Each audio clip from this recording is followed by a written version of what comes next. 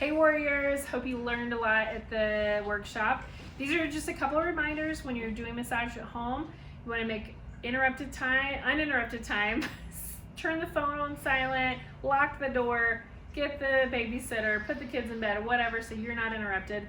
And then usually at home you can use the end of your bed. You're going to want to have a blanket to keep your partner warm, maybe some pillows.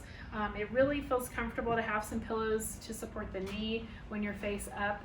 And you don't have to, if you don't have extra pillows, roll up a blanket and use that.